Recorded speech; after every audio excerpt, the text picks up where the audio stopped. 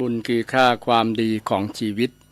บุญคือจิตน้อมไปในกุศลบุญคือค่าความดีที่มีอยู่ในตัวตน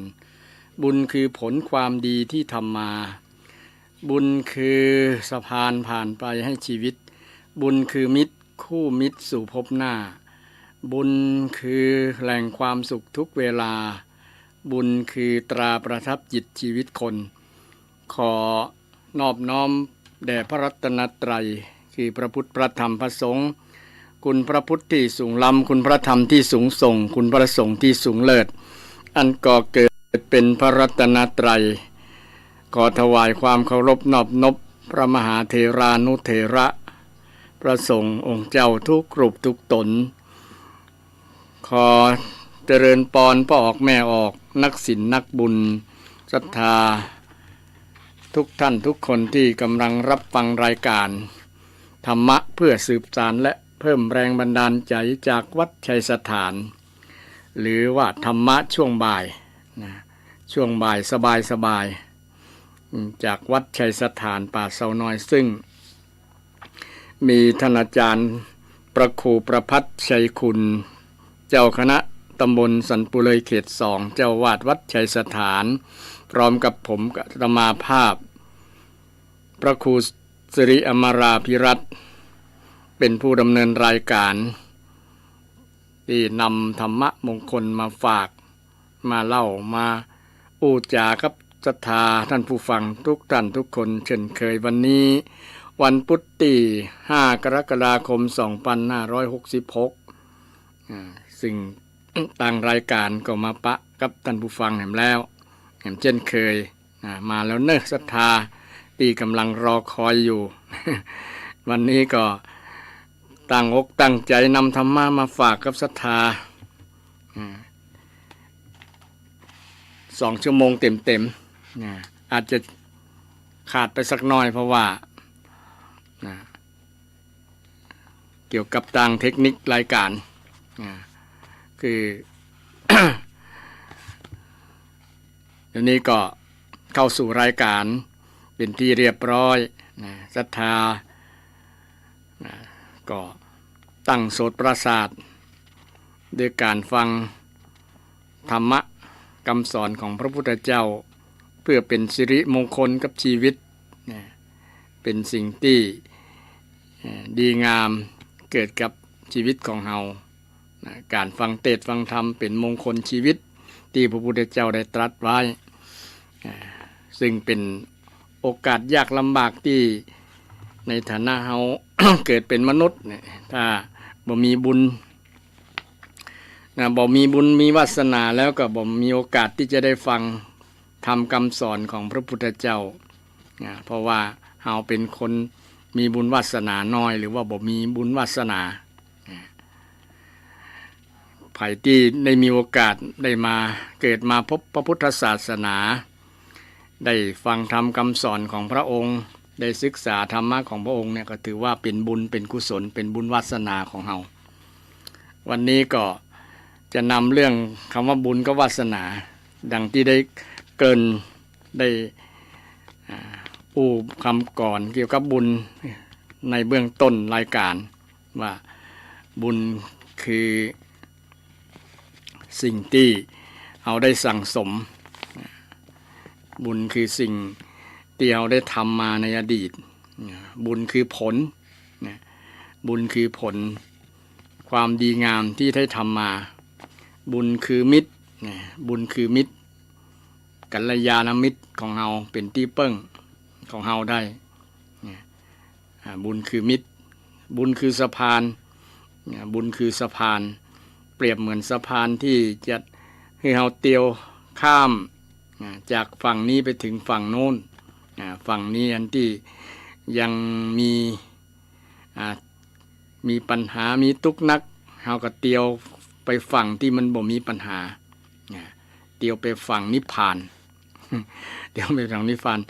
ฉะนั้นบุญจึงเป็นสะพานเปรียบเหมือนสะพานที่เราจะข้ามไปข้ามไปแต่เราก็บ่ติดในบุญบ่ติดในสะพานบ่ติดในขัวเตียวไปแล้วข้ามแล้วก็ข้ามเลยบ่อะไรกับสะพานน่ะบุญนี้เป็นลักษณะนั้นเป็นเปรียบเหมือนสะพาน ให้เราได้ข้ามไปฉะนั้น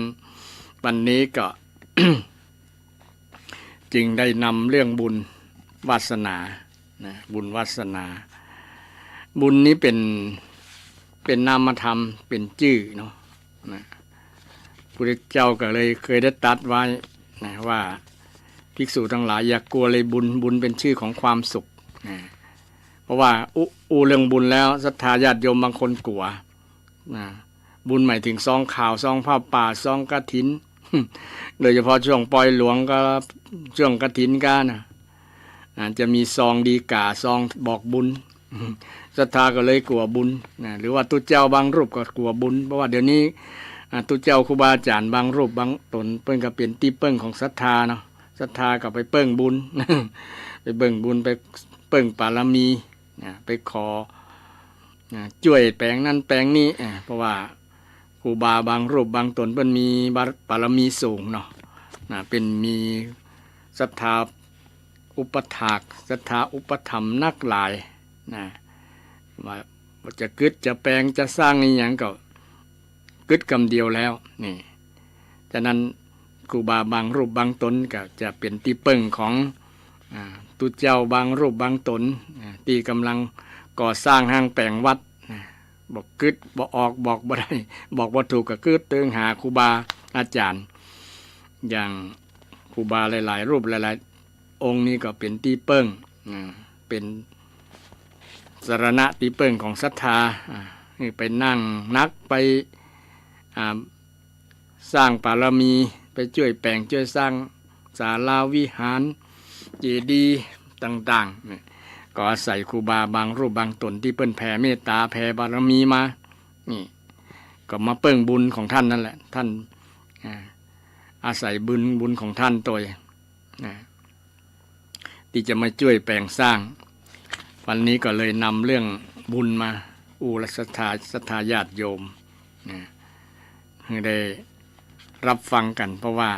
แค่เรื่องบุญเรื่องบาปนี้บางคนก็ตอบบ่ได้แล้วมันคืออย่างนะคืออย่างนะ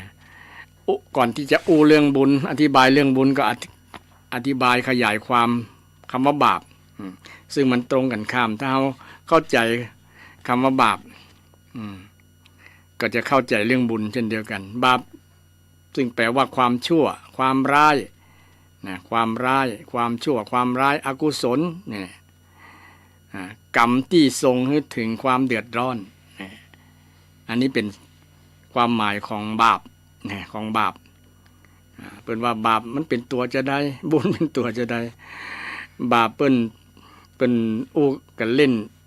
ที่จริงที่เล่นที่จริงว่าบาปนี่มันปากแป๊บๆปากมันเป็นแบนเวลาว่าบาปเนี่ยปากมันจะแป๊บแต่ว่าบุญเนี่ยปากมันจะกลมๆบุญ บุญลักษณะเปล่งคำออกออกแล้ว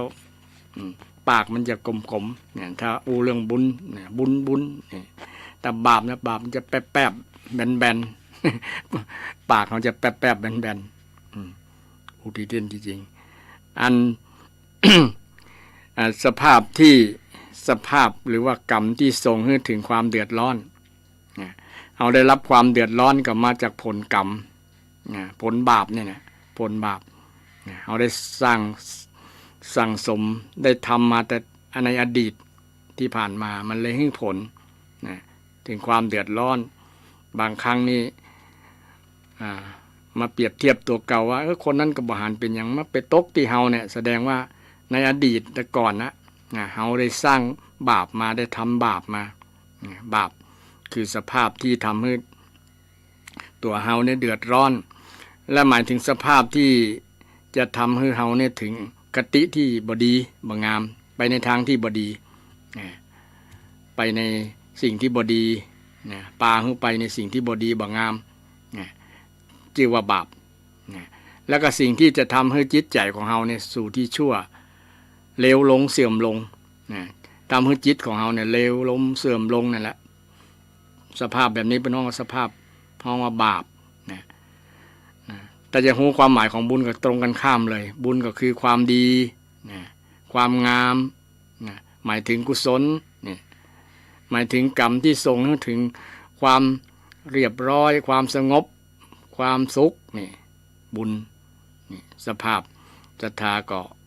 ลองเทียบกันดูว่าบาปกับบุญนี่มีความหมายต่างกันอย่างชัดเจนคนละอย่างเลยว่า คนละตรงกันข้ามความหมายตรงกันข้ามระหว่างบาปกับบุญคือสภาพที่ทำให้จิตถึงสิ่งที่ดีงามนะแล้วบุญเนี่ยหมายถึงสิ่งที่ทำให้จิตใจนะของเฮาดีนะเจริญขึ้นนะพัฒนาขึ้นมีความสุขขึ้นนะที่พระเจ้าได้ตรัสว่าเป็นชื่อของความสุขใครมีความสุขม่วนจิตม่วนใจคนนั้นแหละชื่อว่าเป็นคนบุญนะเป็นคนมีบุญนะแล้วก็วาสนามันจะมีคำว่าวาสนาตัวบุญวาสนาวันนี้สองกรรมเนี่ยเนาะอธิบายสองกรรมเนี่ยให้ศรัทธาท่านผู้ฟังได้ฟังกันนะวาสนานี่แต่บุญนี่ญาติโยมฟังบ่อยอยู่เนาะเดี๋ยวก็คนนั้นชวนทำบุญแล้วบุญมันคืออย่างก็อธิบายให้ศรัทธาญาติโยมว่าบุญก็คือความดีงามนะบุญคือกุศลกรรมบ่ว่ากายกรรมวจีกรรมมโนกรรมก็ตามที่เป็นดีสิ่งที่เป็น ความดีงามทั้งหลายนะสิ่งที่บ่เบียดเบียนสิ่งที่บ่ทำให้เราตกไปสู่ที่ชั่วนะมีแต่เจริญขึ้นดีขึ้นเนี่ยแหละเป็นความหมายของคำว่าบุญนะแล้วทำให้เรามีความสุขใจนะสุขกายไปโดยเพราะคนมีบุญนะแต่วาสนานี่ศรัทธาก็คงหลายท่านหลายคนคงบอกเคยฟังคำแปลนะเพราะอาตมาได้เรียนบาลีก็อยากจะแปลงศรัทธาญาติโยมว่าวาสนานะวาสะตัวเนี้ยนะศรัทธาคงเคยได้ยินคำว่าอาวาสนะอาวาสแปลว่าที่อยู่ทั่วนะอาแปลว่าทั่วยิ่งกับทั่วเลยอาทั่วคือที่อยู่ทั่วไป ก็หมายถึงว่าวัดสถานที่วัดอาวาสนะอาวาสแห่งนั้นเนี่ยนะที่อยู่แห่งนั้นแปลว่าที่อยู่นะวาสะตัวเนี้ยนะนาตัวนี้คืออย่างนามาจากยุปัจจัยนะแปลว่าการอยู่หรือว่าการสั่งสมแปลว่าสั่งสมก็ได้นะวาสนาแปลว่าการสั่งสมนะสั่งสมอย่างสั่งสมความดีมาอย่างศรัทธาเคยทำดีมานะเคยสร้างเคยอย่างทำสิ่งที่ดีมาเนี่ยคือว่าวาสนานะในหลักธรรมคำสอนของพระเจ้าบ่ได้สอนเรื่องเกิดมาลอยๆนะมันต้องมีสิ่งที่มีเหตุปัจจัยที่จะทำให้เราได้รับผลดีได้รับความเจริญเนี่ยเป็นห้องว่ามีวาสนาวันนี้ก็นำสิ่งที่พอที่จะเทียบเคียงกับคำสอนของพระเจ้าอาตมาก็รวบรวมมาว่าคนที่มีบุญวาสนาเนี่ยลองสังเกตเนี่ยอันดับแรกเกิดมาเนี่ยบุญกองเงินกองทองเกิดมารวยนะพ่อแม่รวยนะจะถามที่กำลังฟังนี่เกิดมาบนกองเงินกองทองก็พ่อแม่รวยก็ ไปที่เกิดมาบนกองเงินกองทองเกิดมาแล้วมีพ่อแม่รวยนะเป็นต้นทุนอย่างดีแหละนะเป็นต้นทุนอย่างดีคนนั้นชื่อว่าคนมีวาสนานะในอดีตเคยสั่งสมมานะถึงได้มาเกิดเป็นลูกของพ่อของแม่ที่มีเงินมีฐานะร่ำรวยนี่คนนั้นชื่อว่าเป็นคนมีวาสนาเป็นคนมีบุญวาสนาเคยสั่งสมมาพุทธเจ้าบอกกตะปุญญาตาปุเพกตะปุญญาตาในมงคลสูตรนี่คำสอนในมงคลสูตรปุเพกตะปุญญาตาเคยทำความดีเคยทำบุญมาก่อนนะเคยสั่งสมมาก่อนคือสั่งสมคือวาสนาเนี่ยการสั่งสมความดีนะสั่งสมความดีมาก่อนคนนั้นจะได้เกิดมามีพ่อแม่รวยเกิดมาก็อยู่ สบายคาบช้อนเงินช้อนทองถูกไหม นี่แต่ส่วนหลายแล้วจะบ่ค่อยมีเนาะก็มีส่วนน้อยนะถึงบ่รวยแต่ก็บ่ขัดสนนะเกิดมาแล้วพ่อแม่ก็บ่ขัดสนถึงบ่รวยเงินเป็นล้าน หลายล้าน10 ล้าน100 ล้าน1,000 ล้าน10,000 ล้านก็ตามแต่พ่อแม่ก็บ่ได้ คัดสนพอที่จะส่งลูกพอที่จะเลี้ยงลูกส่งลูกเรียนหนังสือเลี้ยงลูกคือบ่อดบ่อยากบ่กั้นเนี่ยก็ถือว่าคนนั้นเกิดมาอยู่กับพ่อกับแม่ที่มีพ่อมีแม่ถือว่าคนนั้นเป็นคนที่มีบุญวาสนาดีบุญวาสนาดีนั่นถึงจะบอกเกิดมาบนกองเงินกองทองก็ตามแต่ว่าอยู่ในฐานมีพ่อแม่มีฐานะที่พอจะกินนี่ได้เนาะนี่ก็ถือว่าเป็นคนมีบุญวาสนาศรัทธาลองถามตัวเก่าท่านผู้ฟังลองถามตัวเก่าว่าข้อนี้เรามีก่อแต่ถ้าบ่มีบ่ต้องเป็นอย่างนั้นเราสร้างได้วาสนาแปลว่าการสร้างสั่งสมเนี่ยจะมาอธิบายคำหนึ่งอันดับแรกคือสังเกตว่าคนไหนมีบุญมีวาสนาก็คืออันแรกคือเกิดมารวย เกิดมาก็อยู่กับพ่อแม่ที่รวยมีฐานะจะมีมั่นคงมั่งคั่งยั่งยืน นะอันที่สองเกิดมาที่มีรูปร่างหน้าตาบริบูรณ์สมบูรณ์รูปร่างหน้าตาดีหล่อสวยงามก็ถือว่าเป็นคนที่มีบุญญาติโยมบางคนเกิดมาขี้เล นะเกิดมาเตี้ยเกิดมาร่างกายดูบ่งามนะดูบ่งามผางให้ นี่ร่างกายบ่สมบูรณ์เต็มที่ถึงจะมีอวัยวะครบบริบูรณ์แต่ว่ามันยังบกพร่องอยู่อาจจะเตี้ยเกินไปอาจจะดำเกิน รูปร่างบ่งามบ่สมส่วนบ่สมส่วนถ้าไปเกิดมาแล้วครบบริบูรณ์สมส่วนก็ถือว่าเป็นคนมีบุญถือว่าเป็นคนมีบุญมีวาสนาได้สั่งสมมาในอดีตศรัทธาแต่ส่วนหลายละ 90% ศรัทธา90 กว่าเปอร์เซ็นต์ที่เกิดมาแล้วมีอวัยวะครบบริบูรณ์ร่างกายแข็งแรงนี่ก็ถือว่าเป็นผู้มีบุญวาสนาศรัทธามีน่าจะมีครบกันเกือบทุกคนเนาะ จงภูมิใจนะมีอวัยวะครบบริบูรณ์ร่างกายแข็งแรงข้อข้อที่3ก็คือ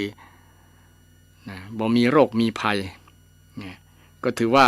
คนที่เกิดมาแล้วบ่มีโรคมีภัยบ่เคยเข้าโรงยาค้ำเตือเลยอย่างศรัทธาก็หลายทุนหลายคนแล้วเนาะเกิดมาในอายุ70 80แล้วบ่เคยเข้าโรงยาเลยนี่ถือว่าเป็นคนมีบุญมีวาสนาโรคโควิดก็บ่เคยเป็นกับเปิ้นโรคหยังเบาหวานความดันบ่เป็นกับเปิ้นสักเทื่อเนี่ยถือว่าเป็นคนมีบุญนะศรัทธาบุญมีบุญวาสนา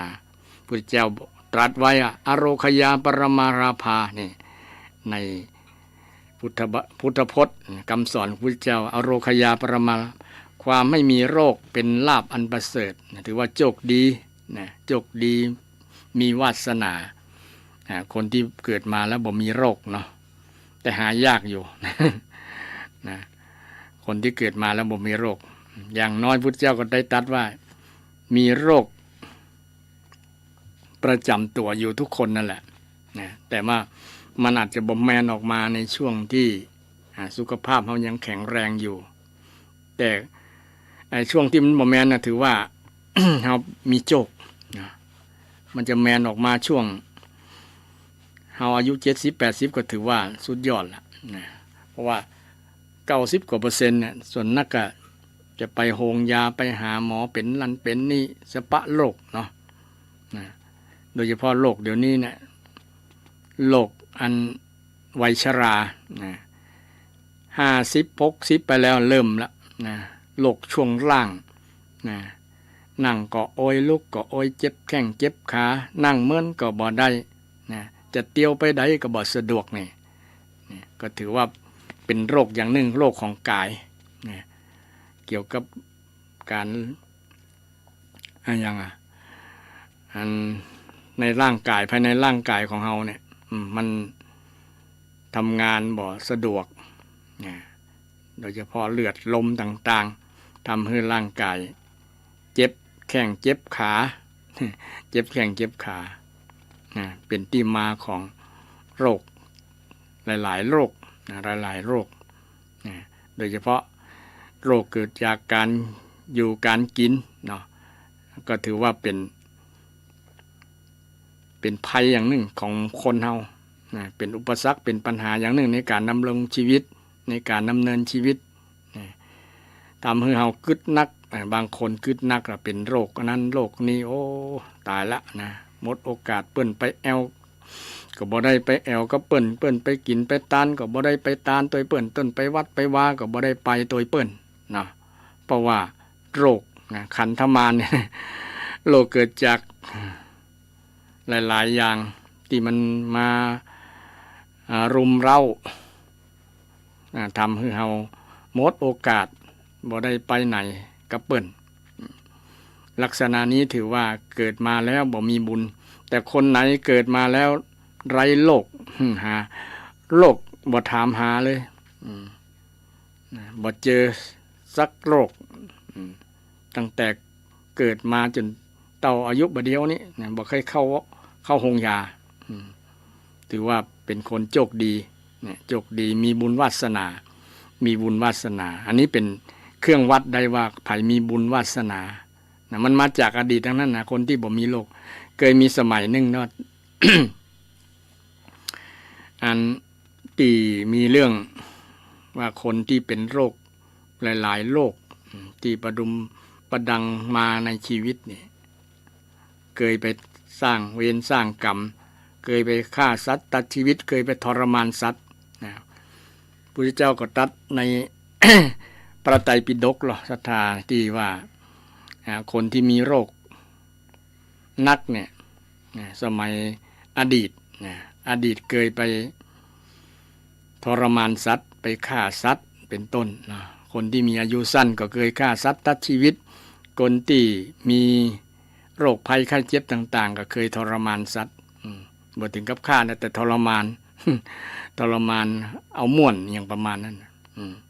ก็เลยทำให้ปัจจุบันนี้เป็นโรคเป็นภัยอย่างต่างๆเป็นโรคเป็นภัยได้รับสิ่ง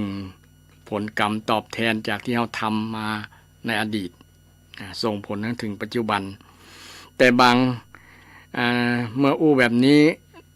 ถ้าจะเข้าใจว่าทุกสิ่งทุกอย่างมาจากกรรมเก่าทั้งนั้นก็มีส่วนหนึ่งบ่ใช่ทั้งหมดถ้าเป็นเปอร์เซ็นต์ก็กรรมเก่า50กรรมใหม่นี่50มาจากผลกรรมใหม่นี่คือกรรมปัจจุบันที่เราทำเนี่ยอดีตปัจจุบันชาติเนี่ยกับอดีตเนี่ยคนละกึ่งกับกึ่งมันจะเป็นผลบ่ใช่ผลอดีตทั้งหมดผลนั้นอดีตทั้งหมดนี่ บางอย่างมันก็บ่ฮื้อผลมันเหมือนกับอย่างเหมือนกับไฟที่มันลุกไหม้จนมันหมดเชื้อแล้วมันก็บ่ฮื้อผลละบ่ฮื้อผลมันก็คือบ่ฮื้อความร้อนละความร้อนก็หมดไปกรรมบางอย่างก็เช่นเดียวกัน มันก็เสี่ยงไปโดยการเวลาโดยธรรมชาติของมันนอกจากกรรมนักเช่นกล้าพ่อข้าแม่นี่จะข้ามภพข้ามชาติเลยมันฮื้อผลข้ามหลายๆชาติทีเดียวที่สร้างกรรมนักเนี่ยกรรมเล็กๆน้อยๆบางครั้งมันหายไปเหมือนกับเกลือที่มีความเค็มอยู่ในน้ำนักๆเนี่ยมันมีเหมือนบ่มีประมาณนั้นมีเหมือนไม่มีเช่นเราเอาเกลือใส่ในน้ำเกลือใส่สักน้อยเดียวเนี่ยเขาก็บ่ฮู้ว่ามันในน้ำน่ะมีเกลือแต่จริงมันมีอยู่ถ้าเอาใส่นักๆจะฮู้เหมือนกับการใส่นักๆเหมือนกับทำกรรมนักฆ่าพ่อฆ่าแม่ฆ่าผู้มีพระคุณฆ่าพระอรหันต์ทำสงฆ์ให้แตกแยกกันทำสงฆ์ทำคนส่วนใหญ่ให้แตกแยกกันเนี่ยภาษาชาวบ้านทำความแตกแยกทำคนทั้งหลายให้แตกแยกกันเป็นกรรมนักเป็นกรรมนักศรัทธาสังฆเพศจริงๆสังฆะแปลว่าหมู่หมู่ทำหมู่ให้แตก ทำหมู่ให้แตกนะทำคนทำสังคมไหนให้มันแตกเนี่ยคือว่ากรรมนักนะสังฆเพศเนี่ยนะถ้าแปลความหมายกว้างๆก็คือทำคนหมู่สังคมนะบอกว่าจะเป็นสังคมของคนก็ตามสังคมสัตว์ก็ตามมันแตกมันแยกกันถือว่ากรรมนักนะโดยเฉพาะทำสังคมคนเนี่ยนะคนคือแตกแยกกันนะแตกแยกกันทำตู้เจ้าคือแตกแยกกันเนี่ยก็เป็นกรรมนักนะแตกแยกกันเป็นสังฆเพศสังฆะแปลว่าหมู่นะแปลว่าหมู่แปลว่าคนหลายถ้าหมายถึงพระสงฆ์หมายถึงพระก็คือสงฆ์ทั้ง4รูปขึ้นไปเขาเรียกว่าสงฆ์เนาะตุเจ้าทั้ง4รูปขึ้นไปเขาเรียกว่าสงฆ์สังฆะเรียกว่าสังฆะแต่พอถึง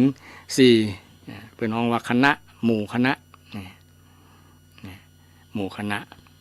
อันนี้ความหมายของการทำกรรมนักกรรมนักมันจะคือผลมาจากอดีตผลที่นักเนี่ยมาจากอดีตมันส่งข้ามภพข้ามชาติอันนี้ก็บางคนก็บ่เชื่อบางคนก็เชื่อกันแล้วแต่มันเป็นการพินิจพิจารณาด้วยสติปัญญาด้วยการไตรตรองโยนิโสมนสิกาว่ามันแต่ว่าบางคนก็บอกกลัวเรื่องกรรมเรื่องเวรเรื่องกรรมเรื่องบาปเรื่องบุญเรื่องกุศลบ่เชื่อเนาะเป็นมิจฉาทิฏฐิไปเนี่ยก็อู้ไปก็ไล่บอยพระคนบ่เชื่อแล้วอันจริงพุทธเจ้าก็บ่ได้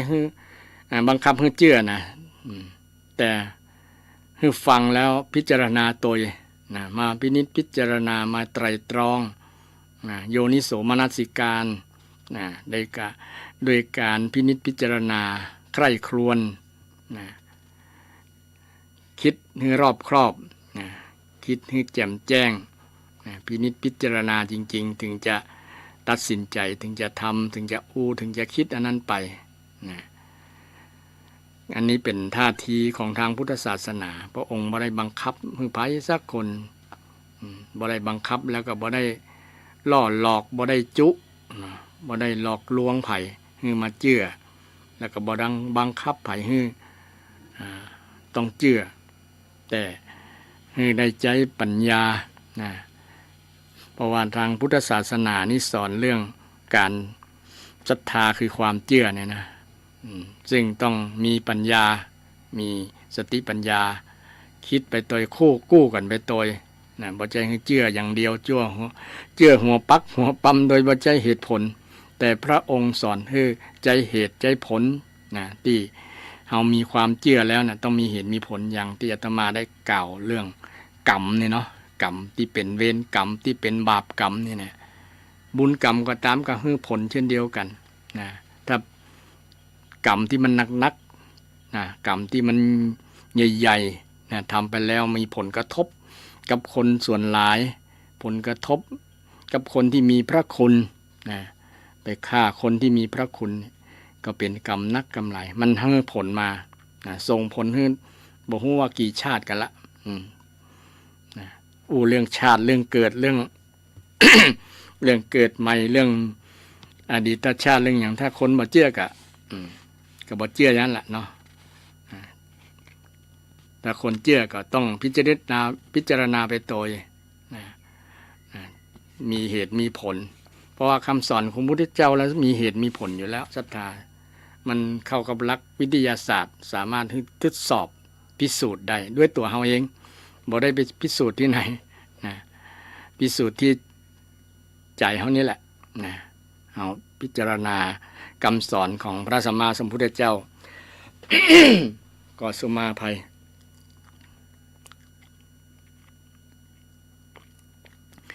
อันที่กล่าวมาเป็นเรื่องของการพิจารณาเกี่ยวกับเรื่องว่าเฮามีบุญวาสนาเนี่ยคนไหนที่มีบุญมีวาสนานะคนนั้นห่างไกลจากโรคบ่มีโรคมีภัยหรือมีกับมีน้อยถือว่าก็เป็นโชคเป็นโชคดีมีวาสนามีบุญมีวาสนาข้อต่อมาก็คือมีร่างกายที่บ่พิกลพิการบ่หูหนวกบ่ตาบอดบ่แขนแขนขาดบ่ขาพุทธขาขาดบ่มีอวัยวะครบบูรณ์บริบูรณ์เนี่ย ก็ถือว่าเขาโชคดีแล้วเขามีบุญวาสนาและญาติโยมอย่างศรัทธามีหูที่ฟังธรรมะคำสอนพุทธเจ้าเนี่ยก็ถือว่ามีบุญวาสนาแล้วนะ มีบุญวาสนาได้ฟังเทศน์ฟังธรรมได้ไปทำบุญได้เตียวได้สะดวกนะจะไปไหนก็ได้ไปทำบุญก็ได้ไปแอวก็ได้ไปที่ไหนไปวัดไปวาไปได้โมดคล่องตัวเป็นว่าแกว่นเนาะไปไหนก็ได้ ถือว่าเฮามีบุญวาสนาศรัทธาลองถามตัวเก่าว่าสุขภาพร่างกายของเขาเป็นพิการบ่บางคนเป็นอัมพฤกษ์มาพาดก็ถือว่าเฮายังพอไปไหนได้ขยับตัวได้ก็ยังดีล่ะเนาะถือว่ายังมีบุญวาสนาบทเต็มร้อย ถือว่าเกินหนึ่งนะก็ขอเอาใจช่วยนะนี่กับศรัทธาที่กำลังประสบกับทุกขภาวะนะทุกขภาวะอาจจะเป็นโรคประจำตัวโรคเบาหวานความดันโรคอัมพฤกษ์มาพาดสปะโรคละคนแก่คนเฒ่าอายุ70-80ไปแล้วเนี่ยมันมีเกือบทุกคนนะศรัทธาถ้าบริหารกายบริหารใจบ่ได้สมดุลกันนะ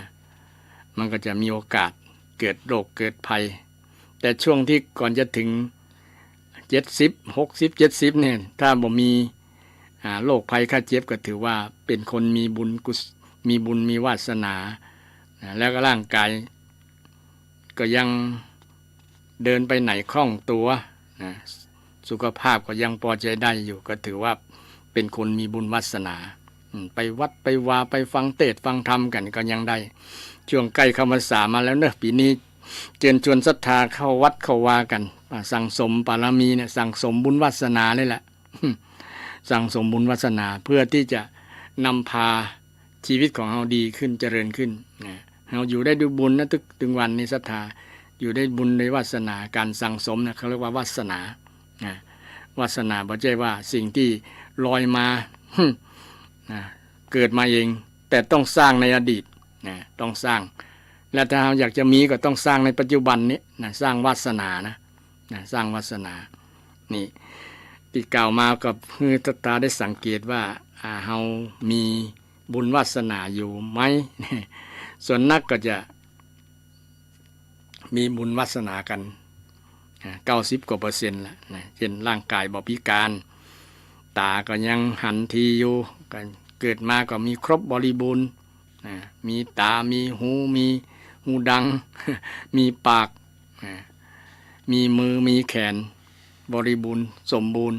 ก็ถือว่าโชคดีแล้วศรัทธาเกิดมาแล้วก็เกิดมาในช่วงที่เจริญพันธุ์เจริญวัยเจริญวัยก็ทำให้อย่างคล่องคือว่ามีพรสวรรค์เนาะทำให้อย่างก็เป็นง่ายเรียนนี้อย่างก็ได้ง่ายได้ดีถือว่าเป็นคนมีบุญมีวาสนามีบุญมีวาสนาศรัทธาลองนึกสมัยเป็นละอ่อนเอามีความชำนาญอย่างพ่องมีพรสวรรค์ในการทำที่คล่องมือคล่องสมอง คล่องไม้คล่องมือทำมันช่ำชองมันแกว่นภาษากับมือมันแกว่นทำอย่างแกว่นง่ายเก่งง่ายเรียนแล้วเข้าใจจริงก็ถือว่าเป็นคนที่มีบุญวาสนาได้สั่งสมพ่อแม่ส่งมือไปเรียนหนังสือก็เรียนหนังสือได้เก่งได้จบปริญญาตรีปริญญาโทปริญญาเอกเนี่ยเป็นด็อกเตอร์เป็นผู้มีความสามารถเป็นผู้มีฐานะตำแหน่งมีการมีงานที่มั่นคงเนี่ยถือว่าเป็นคนที่มีบุญวาสนาลูกหลานศรัทธาก็มีหลายๆคนแล้วเนาะที่มีบุญวาสนาได้ทำการทำงานมีการงานที่มั่นคงมีฐานะที่มั่นคงร่ำรวยก็ถือว่าเป็นบุญไม่ใช่กับบุญของเขาบุญของพ่อของแม่ตัวที่มีลูกหลานมีลูกหลานที่ประสบผลสำเร็จมีครูครองที่ดีเนาะ มีคู่ครองที่ดีนี่ต่อมามีคู่ครองที่ดีเฮาใหญ่เติบโตแล้วนะได้ศึกษาเล่าเรียนนะมีการมีงานก็แต่งงานมีครอบมีครัวมีคู่ครองที่ดีนะสามีภรรยาที่ดี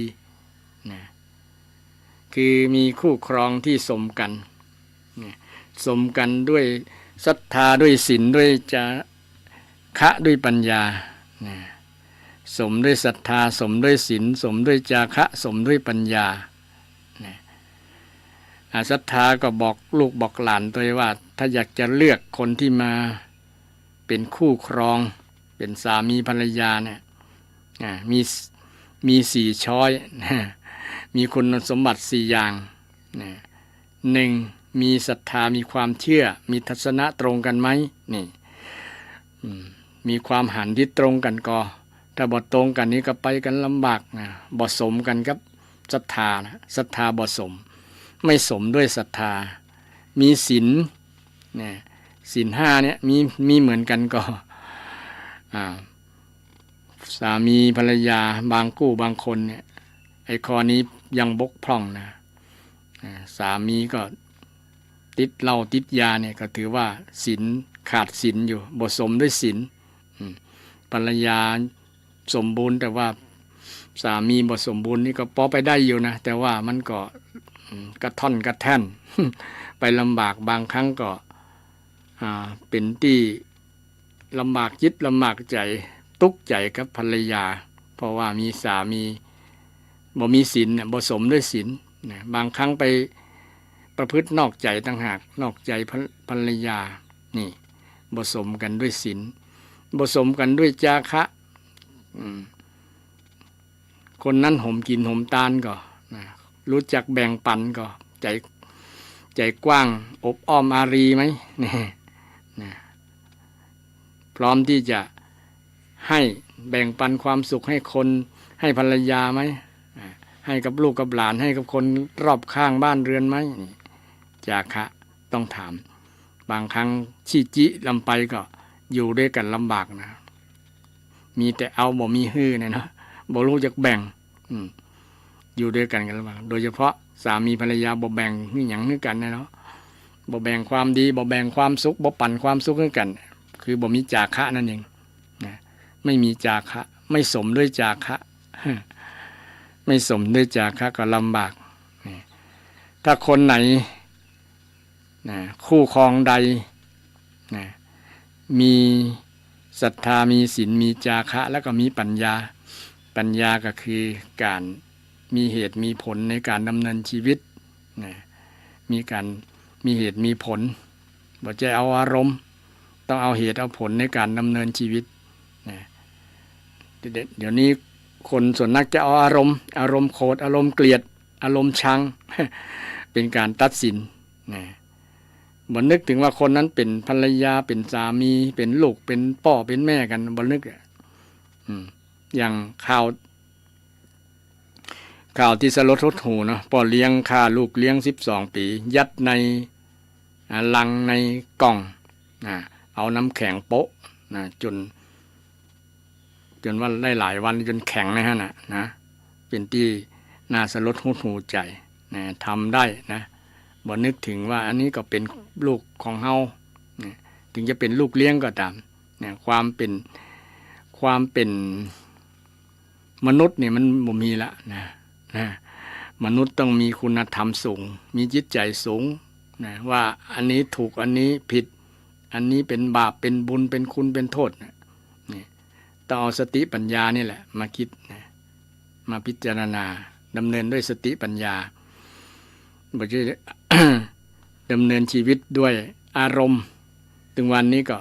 ส่วนหลายละใช้อารมณ์กันที่ฆ่ากันดูได้อารมณ์ละศรัทธาฆ่ากันลักขโมยก็ได้อารมณ์ทั้งนั้นอารมณ์เป็นใหญ่ตัดสินในการใช้ชีวิตแต่ถ้าเอาเหตุเอาผลอย่างต่างๆมันก็จะบ่มีปัญหาบ่มีความเดือดร้อนสามีภรรยาถ้ามีธรรมะมีศรัทธาเหมือนกันมีศีลเหมือนกันมีจาคะเหมือนกันมีปัญญาเหมือนกันเสมอกัน เสมอสมเสมอเนี่ยนะคุณว่าสมด้วยศรัทธาสมด้วยศีลสมด้วยจาคะสมด้วยปัญญาภัยที่เกิดมามีคู่ครองที่มีคุณธรรมสมกันเนี่ยถือว่าเป็นบุญนะศรัทธาเป็นบุญวาสนาคนนั้นศรัทธาลองสังเกตว่าเรามีสามีเรามีภรรยาที่สมด้วย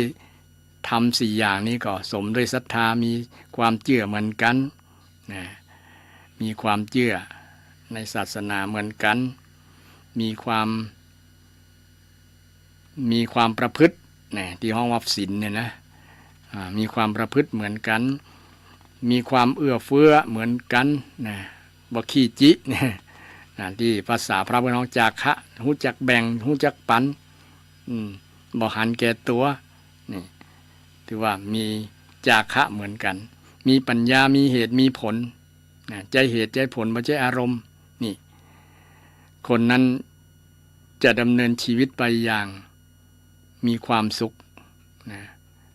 มีความดีมีความเจริญในครอบครัวนั้นสามีภรรยาคนนั้นจะฮักกัน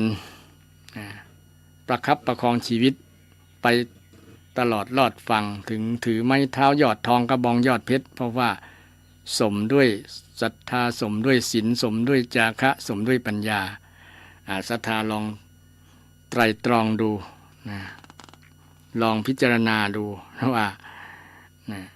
เฮามีบุญก็มีบุญวาสนาคนที่มีบุญที่ได้คู่ครองที่ดี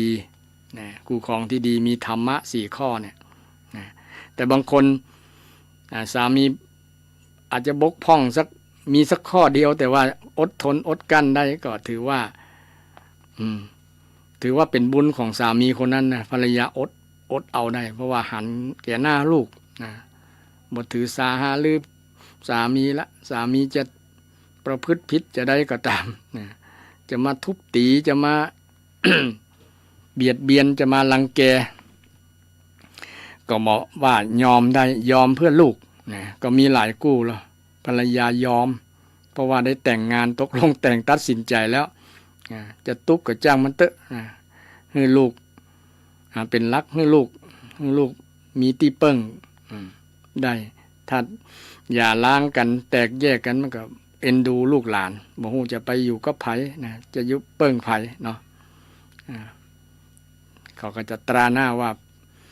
เป็นลูกกำพร้าพ่อกำพร้าแม่อย่างประมาณนั้นก็นึกถึงนี่แหละก็เลยบ่เลิกบ่ยาบ่ล้างกัน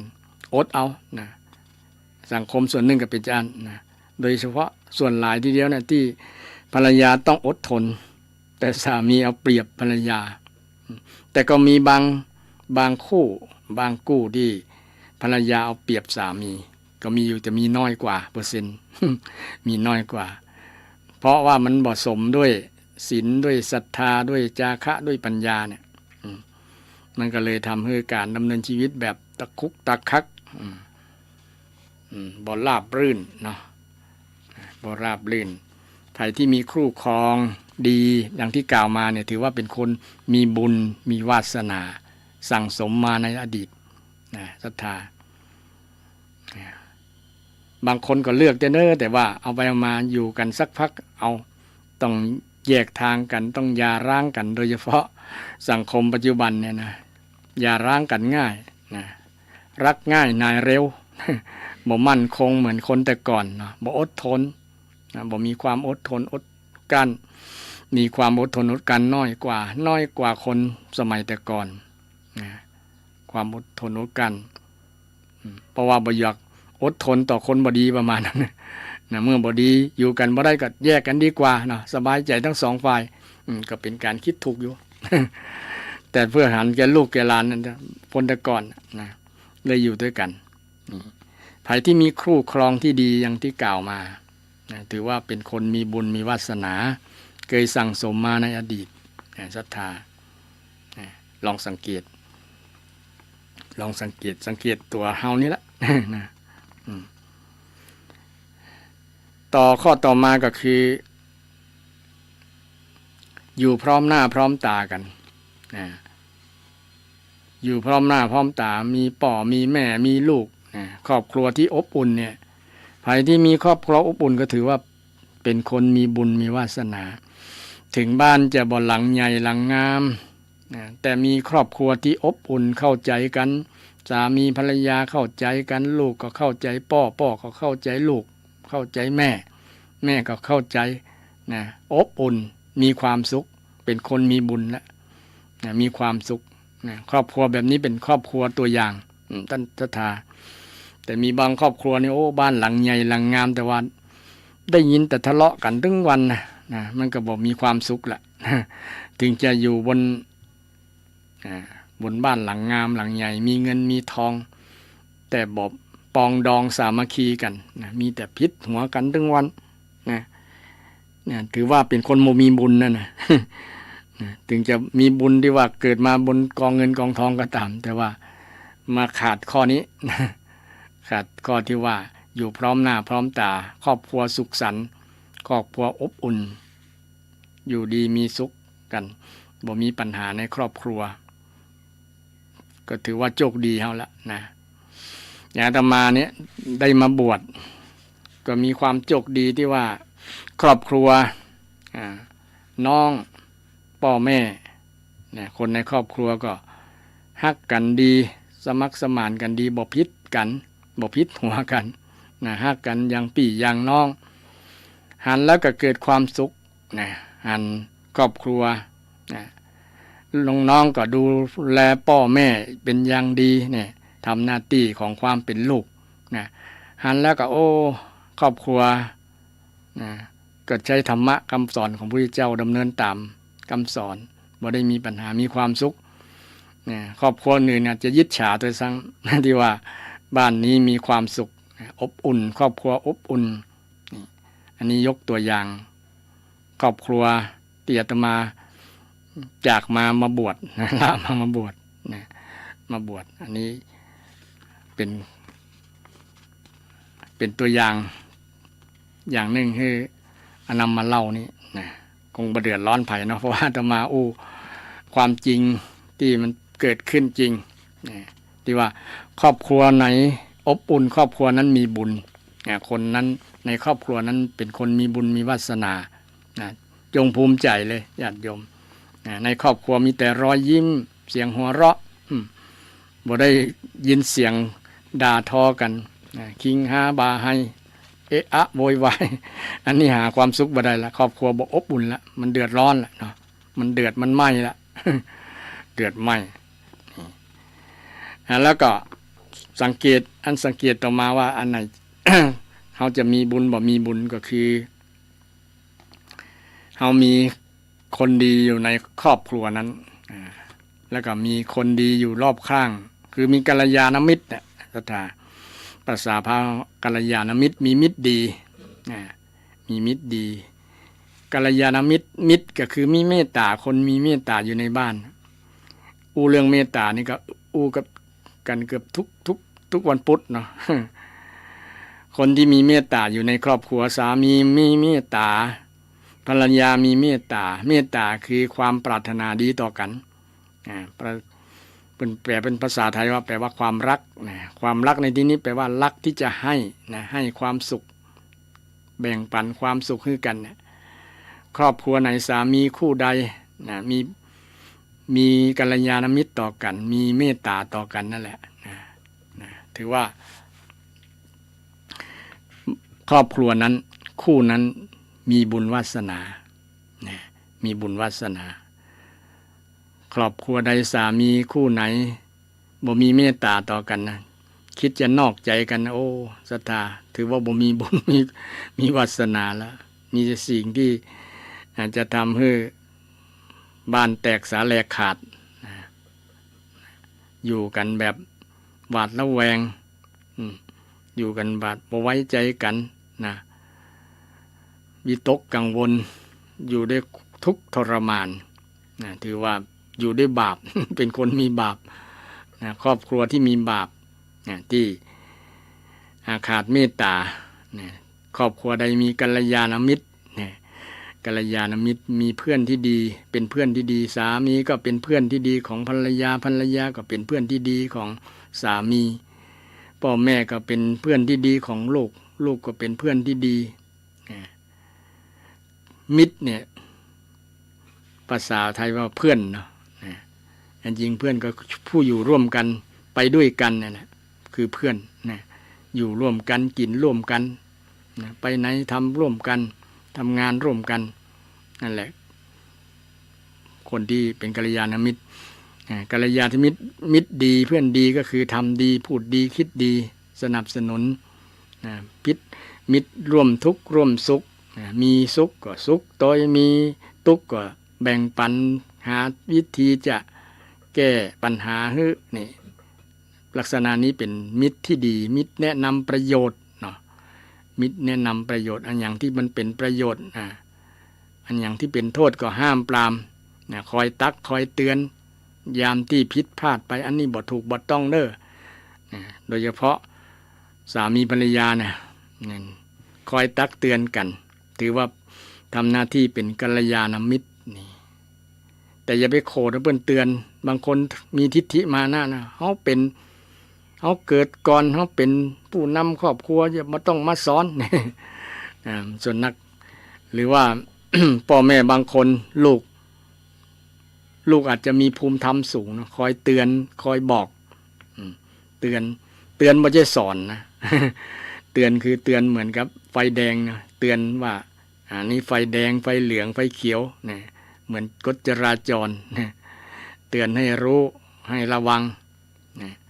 ต้องขอบคุณขอบอกขอบใจคนที่เตือนนะศรัทธาท่านผู้ฟังถือว่าเขาบอกทางที่ดีแล้วนะชี้ขุมทรัพย์ให้แล้วนะแต่บางคนไปมีทิฏฐินักนะถือตัวเก่าว่าเก่งกาจมีความรู้ไผบ่ต้องมาบอกมาสอนไผบ่ต้องมาเตือนนี่ก็มีลักษณะคนแบบนี้คนที่เป็นคนที่น้ำชาล้นถ้วย บอกฟังไผเนี่ยอิดอยู่แบบนี้เป็นคนที่ถือว่าเป็นคนที่บ่มีบุญคนหนึ่งนะถ้าเป็นคนที่มีบุญต้องฟังกัลยาณมิตรเนี่ยมิตรดีๆโดยเฉพาะคนมิตรในเรือนเพื่อนในบ้านสามีภรรยาลูกหลานพ่อแม่อยู่ในครอบครัวเดียวกันนั่นนะคอยเตือนกันคอยบอกกันอันหยังมันบ่ถูกบ่ต้องอันหยังมันบ่ดีนี่ถ้ามีการมีกัลยาณมิตรอยู่ในครอบครัวนั้นครอบครัวนั้นถือว่าเป็นคนมีบุญวาสนาศรัทธามีบุญวาสนาแต่ก็มีบางคนอย่างที่ก็ได้กล่าวแล้วว่าไผมาบอกมากล่าวว่าได้โคตรเพราะว่าคิดว่าตัวเก่านั้นแน่ ดีแล้วนะบ่ต้องมาบอกไผนั่นอาจจะทำให้คนที่บอกนั้นน้อยเนื้อต่ำใจโอ้เฮาอุตส่าห์ปรารถนาดี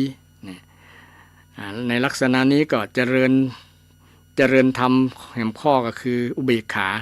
เฉยไปเนี่ย นะเฉยในลักษณะที่เขาบอกแล้วหรอนะเราบ่ต้องไปอะไรไปต้องไปเสียใจไปต้องบ่ต้องน้อยใจละเพราะว่าเราทำหน้าที่ในความเป็นกัลยาณมิตรแล้วนะเพิ่นบ่ฟังก็แล้วแต่อย่างพ่อแม่บอกลูกเนี่ยนะลูกบ่เอาก็ปล่อยเขาแล้วเพราะว่าเป็นเรื่องของเขาได้บอกแล้วหรอแต่มันทำใจลำบากกับพ่อแม่นะพ่อแม่ทำใจลำบากโอ้ลูกยังบ่เชื่อบ่ฟังบอกฟังสั่งก็บ่เชื่อนะดื้อดึงดื้อด้านดื้อดัน ดื้อสปะดื้อนะเดี๋ยวนี้ร้อนเนาะบ่หันหัวพ่อหัวแม่กันแล้ว ทั้งที่พ่อแม่เป็นกัลยาณมิตรกับเขาบ่เป็นกัลยาณมิตรกับพ่อแม่เลยอันนี้ก็ต้องเจริญพ่อแม่ต้องเจริญธรรมที่อุเบกขานะก็คือเฉยนะเราบ่ได้เฉยด้วยหน้าที่แล้วนะทำหน้าที่เต็มเปี่ยมแต่เราเฉยด้วยผลที่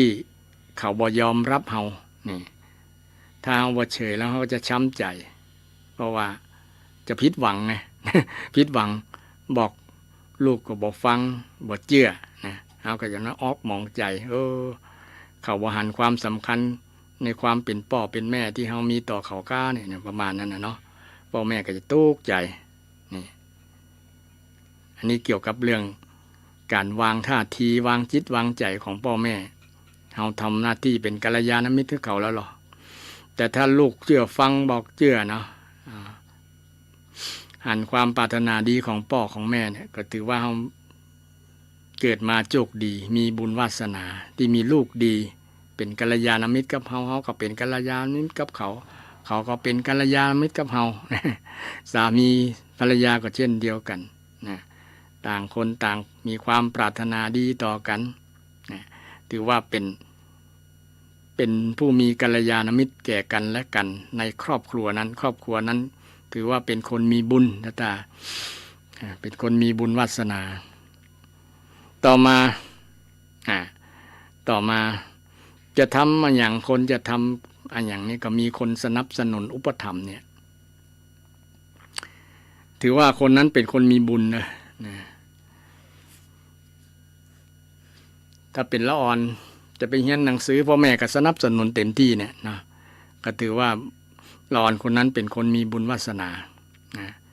ส่วนนักก็เป็นเจ้าอ่านละนะพ่อแม่สนับสนุนเต็มที่แหละแต่ว่าละอ่อนมันเบานะคะเนาะ พ่อแม่ก็ต้องใจเบกขาใจเบกขาลูกหลานบางคนไปถึงสถานที่การศึกษาแล้วไปกำเดียวไปเซ็นว่ามาแล้ว แล้วก็โดดเรียนบอกเข้าเรียนบอกศึกษาบอกสนใจไปแอลเนี่ยจุป่อจุแม่ซึ่งก็เป็นความทุกข์ของพ่อของแม่ในโลกปัจจุบันมีนักมีหลายที่บรรดาลูกหลานแต่คนที่มีคนอุปถัมภ์ถากสนับสนุนโดยเฉพาะคนที่เป็นพ่อเป็นแม่นะลูกหลานก็ควรจะภาคภูมิใจด้วยเฮาเกิดมาแล้วมีบุญที่มีพ่อมีแม่สนับสนุนเฮาบ่ได้ละได้ขว้างมีความสนใจใส่ใจกับลูกกับเต้าตลอดทุกเวลาเพราะว่าลูกจะเรียนหนังสือก็ดีไปทำการทำงานก็ดีพ่อแม่สนับสนุนเต็มที่อุปถัมภ์ยังควักสตางค์ตัวเก่าเพื่อตั้งหากเพราะเป็นคนที่มีน้ำใจมีเมตตานะเป็นกัลยาณมิตรอย่างที่กล่าวแล้วพ่อแม่เป็นกัลยาณมิตรเป็นคนที่มีเมตตาสูงกับลูกนะแล้วก็มีกรุณาธรรมช่วยเหลือลูกทุกอย่างยามที่ลูกมีปัญหามีความทุกข์เนี่ยพ่อแม่ก็ช่วยนี่ถือว่าเป็นคนที่อุปถัมภ์ลูกนอกจากลูกหลานแล้วในฐานะเขาเป็นพ่อเป็นแม่มีคนมาอุปถัมภ์ถากมีคนช่วยเหลือจะทำการทำงานอย่างต่างๆมันมีแต่คนสนับสนุนเนี่ยถือว่าเขาเป็นคนมีบุญวาสนาศรัทธาอย่างชีวิตอาตมาก็เช่นเดียวกันก็มีศรัทธาบ้านสันอุ้มและศรัทธาหลายๆที่ได้ทราบข่าวบอกว่าจะเป็นการงานวัดงานว่าก็ตามศรัทธาญาติโยมสนับสนุนเต็มที่นะงานทำบุญส่งน้ำพระธาตุเดือนเก้าเพ็งที่ผ่านมานะศรัทธาก็คือการสนับสนุนนะเป็นเจ้าภาพถวายจตุปัจจัยทายธรรมกับพระสงฆ์จนนักเหลือตั้งหากนะทีแรกคิดว่าโอ้นิมนต์ตุเจ้านักหัววัดนักเนี่ยจะมีศรัทธาสนับสนุนปอเหียก้านะจะวิทย์จะขาดมอกใดกับวิตกกังวลอยู่แต่เมื่อใกล้เวลาแล้วก็มีศรัทธาญาติโยมมาสนับสนุนอาตมาก็ถือว่าเป็นคนมีบุญวาสนา ที่ศรัทธาญาติโยมได้สนับสนุนสนับสนุนในกิจการงานบุญงานต่างๆแม้แต่งานส่วนตัวที่เพิ่งมาหมาดๆเนี่ยศรัทธาโยมแม่แปลงบ้านแปลงใหม่ก็ทำบุญบ้านก็บอกศรัทธาญาติโยมว่าจะไปร่วมทำบุญไปทำบุญบ้านใหม่ที่โยมแม่ศรัทธาก็ไปร่วมนักหลายนะไปค่อนบ้านก่อนศรัทธาบ้านสันตุมต้องเจริญพรขอบคุณกันนักหลายๆที่ให้การสนับสนุนนะส่งเสริมนะก็มีความปราบปลื้มใจขอบคุณนักหลายๆกับศรัทธานะซึ่งก็เป็นถือว่าอาตมามีบุญ ทำแล้ว บอกว่าจะเป็นงานส่วนรวมส่วนตัวก็ตามญาติโยมก็มีการสนับสนุนอุปถัมภ์อุปถัมภ์ค้ำจุนให้การงานนั้นสำเร็จลุล่วงไปด้วยดีนี่ อันนี้ยกตัวอย่างให้ศรัทธาญาติโยมนะก็คงมีหลายๆวัดหลายๆครูบาอาจารย์นั่นแหละที่อย่างแม้แต่วัด วัดป่าเศร้าน้อยวัดชัยสถานของท่านอาจารย์พระครูประภัตนี่ก็มีศรัทธาญาติโยมสนับสนุนนี่ท่านอาจารย์ก็เป็นคนมีบุญมีวาสนามีบารมี สูงนะสนับสนุนทั้งที่ศรัทธาวัดป่าเศร้าน้อยก็บ่นักบ่หลาย แต่ด้วยบารมีด้วยบุญของท่านนะก็มีศรัทธาญาติโยมสนับสนุนแล้วก็มีครูบาอาจารย์หลายๆรูปหลายๆองค์นั่นแหละที่ทำสร้างบารมีเพื่อวัดเพื่อว่าเพื่อศาสนาสั่งสมบารมีก็มีศรัทธาสนับสนุนนะแต่ก็มีบางรูปนะบางรูปนะบางรูปที่ทำบดีนะทำบดีนะผิดศีลผิดธรรมนะก็อันนั้นทำก็จัดการทำก็จัดการผลของกรรมก็จัดการไปตามธรรมชาติของผลกรรมเนาะไผ่ทำกรรมได้ก็จะได้ศรัทธาญาติโยมบ่ต้องไปเดือดร้อนบ่ต้องไปเป็นทุกข์กับตุเจ้าอันที่มีข่าวเกิดขึ้นในตามสื่อต่างอย่างต่างๆก็มันก็ผลกรรมก็ติดจรวดประเดียวญาติโยมบอกว่าไผ่ละทำนะมันก็ได้กับคนนั้นคนทำเองบาปคนทำบาปก็ได้บาปเองคนทำบุญก็ได้บุญเองอย่างศรัทธาวันนี้อู้เรื่องบุญเนี่ยนะเอาอู้เรื่องบุญเรื่องวาสนาเรื่องตรวจสอบว่าลักษณะคนที่มีบุญวาสนาอาตมาก็ว่ามาเป็นข้อศรัทธาญาติโยมได้สังเกตก็คงมีพ่องมีบ่มีพ่องกันเนาะแต่ทั้งนี้ทั้งนั้นเราสามารถสร้างบุญสร้างวาสนาสั่งสมวาสนาได้ขึ้นในปัจจุบันชาตินี้นะเพื่อให้อนาคตข้างหน้านะเป็นผลที่ดีกับเราเกิดผลที่ดีกับเรานะอันนี้เป็นสิ่งที่เป็นคำสอนของพระพุทธเจ้าที่สอนให้เราได้เป็นผู้สร้างบุญสร้างวาสนาบ่ต้องรอวาสนาบ่ต้องรอบุญนะในอดีตเพราะว่าเราบ่ฮู้ว่าเราได้ทำหรือบ่ทำกับบ่ฮู้นะที่เราได้ประสบกับสิ่งที่ในปัจจุบันเนี่ยสภาพปัจจุบันนี้เราประสบเนี่ยก็เป็นคำตอบกับเราได้ว่าเราได้สร้างหรือบ่สร้างฉะนั้นสิ่งที่เราควรจะ ใส่ใจก็คือในปัจจุบันเนี่ยเราต้องรีบสร้างเช่นเราเกิดมาจนเนี่ยเนาะเราก็ต้องสร้างบุญวาสนาเองเช่นพระพุทธเจ้าสอนให้คนที่อยากจะรวยเนี่ยมีอย่างพ้องอุอากาสะเนี่ยศรัทธาญาติโยมคงจะเคยได้ยินอุอากาสะคือมีความหมั่นขยันนี่ไผบ่มันบ่ขยันมันตึงบ่รวยอาก็คือหูจักใจเงินใจทองบริหารเงินเป็นนะใช้หนี้เก่าให้เขากู้ยุลงเหวเร็วฝังไว้นะแบ่งเป็น4ส่วนใช้หนี้เก่าให้เขากู้ยุลงเหวเร็วฝังไว้นะ4ส่วนเนี่ยนะ4ส่วนไปหาร100สมมุติว่ามีเงิน100เนี่ยก็หารเป็น4ส่วนก็ได้ส่วนละ25 บาท25 บาท25 บาทใช้หนี้เก่าใช้หนี้เก่าเฮามีหนี้มีหนี้เก่าเนี่ยก็คือมีหนี้บุญคุณมีพ่อแม่เลี้ยงเฮามาก็เลี้ยงพ่อเลี้ยงแม่เนาะใจหนี้เก่าให้เขากู้ก็คือเลี้ยงลูกเลี้ยงหลานเฮาถือว่าเปรียบเสมือน เป็นเจ้าหนี้แล้วเหรอ ที่มีลูกเป็นลูกหนี้เนาะมีลูกหลานเป็นลูกหนี้เฮาเลี้ยงดูเขาต่อไปเฮาก็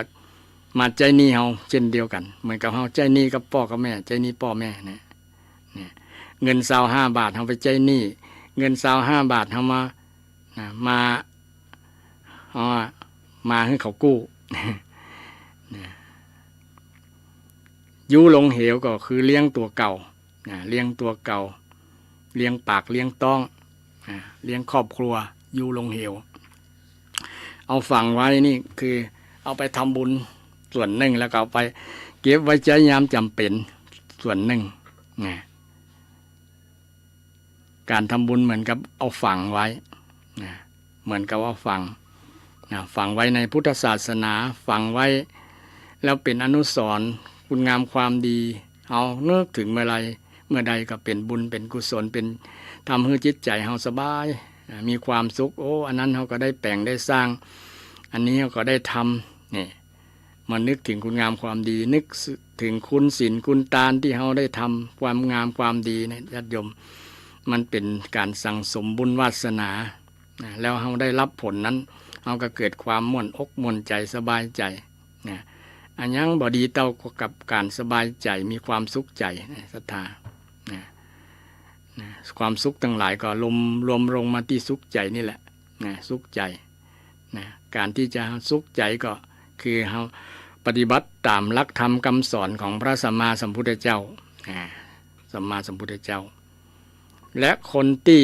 มีบุญมีกุศลศรัทธามีใจจิตใจดีใครมีจิตใจดีถามตัวเก่าถามตัวเฮาเองเฮาใจดีก็หาคนที่มีใจดีมีลักษณะคือบ่โลภบ่หันแก่ตัว